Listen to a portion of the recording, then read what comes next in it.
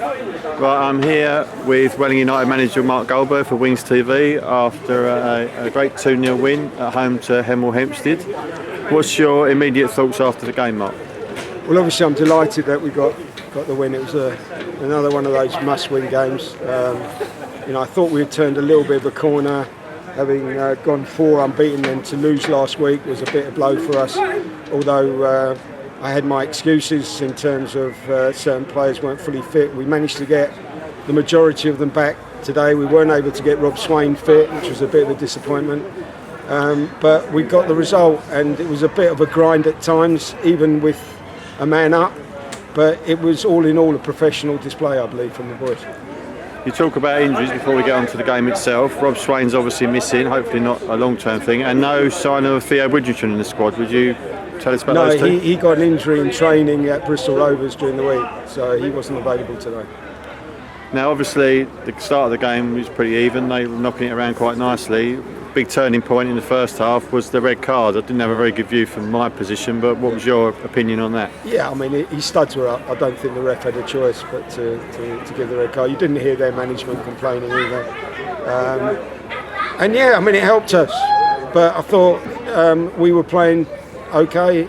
You know, we were in control, or let's say we had our opportunities to pop it and pass it, you know, with the 11 against 11. So I didn't feel that we needed to be a man up to win today. But at the same time, we still had to be professional. And, look, we got the job done. I mean, despite having the extra man for a long part of the game, we actually scored both our goals from set plays. And so you must be quite pleased with that as well. It's about time we did. The delivery was very good again. Cookie had a corner earlier that I don't know how he didn't score.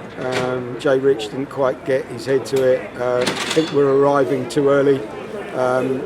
But look, Moses was there at the far stick for the goal, and I think we passed it and played some good football today. And I think we were boss. I think it's fair to say that we were bossing the game at times, but they were still capable on the break, and we had to be aware of that. I mean, there was a spell, I think, in the middle of the second half where, it was hard to tell who was a man down, really, but they didn't really hurt us. I thought our two centre-halves looked in control for most of the game up against Alex Waller, we all know can be a handful. And we defended well, but at times maybe we didn't use the extra man or move the ball quick enough. I think in all fairness, we were bossing the game quite well. I think our front two, obviously, are coming away, had to come off because I had to protect them injury-wise. But I think before that, we were pretty much bossing the game, I think. But Nathan came on and he worked hard, and and he got us that goal. And it's an unorthodox centre forward, Nathan Green. And Moses was tiring as well, but he managed to stay most of the game. So I think, in all fairness, we didn't have the full support on the bench that I would have liked. So that at that stage where we were no longer controlling the game, I wasn't really in a position to do more than what I did. But look, as I say, we got the second goal, and that made the difference. So the changes you made, was that partially tactical, obviously fresh legs, or partly to, as you say, to just protect players from further injury? Yeah, I think it was fresh legs because the two boys, Coombsy did well to do 60 minutes. He hasn't played in however many games, and Brad still. I think we didn't want him. There was no point in we didn't need a goal at that stage. We just needed to make sure that we stayed in front, and I thought it was best to rest Brad the last 20 minutes so his groin didn't go.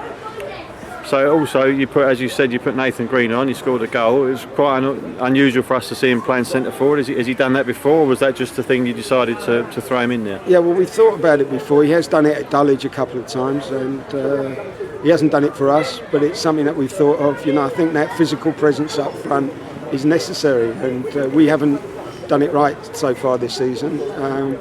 As I've explained, that we're hopeful that we've got a new addition, at least one new addition next week, who is a natural number 9 who's got power and strength. So it's possible that we might be bringing 2 in. So that's taken my next question away. Yeah, so sorry. the man to make it stick is still on the horizon, and hopefully we'll be here for the. Will he be allowed to play in the trophy? One of them will be, and one of them won't be. So we'll see whether we can get both across the line. Because it'll be great to get Brad and Coombsy being able to share that number 10 role, and to have two number 9s who can share the number 9 role. We haven't really had that, as I keep saying, and I know I've got to prove it. But today it was important to get that win, and then if we can add to it for the Christmas period, then a lot of positives from that.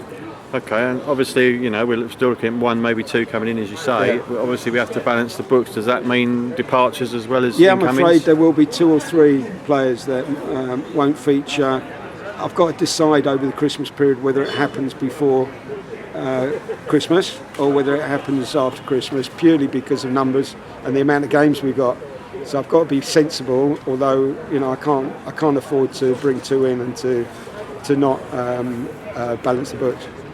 So now we have a break from the league next week. We go to Yeovil, very tough game on paper, but an interesting draw. We've had good draws so far, so it's about time we probably do a tough one. Yeah. Obviously, you'll be taking the competition seriously, but hopefully, you'll have a few more fresh legs, and we can go there and give them a game.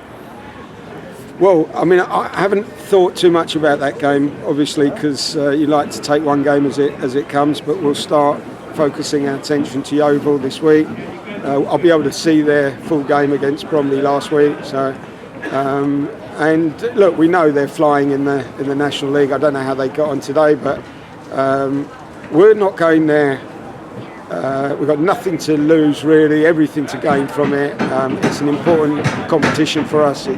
Financially, it's an important competition, and we're going to give it everything that we got and make sure that at least let's see whether we can at least get a draw and bring them back here. Well, congratulations on the win today. A lovely win and a clean sheet, and hopefully more to come, and good luck for next week. Thank you very much, Mark. Gavin. Cheers. Thank you.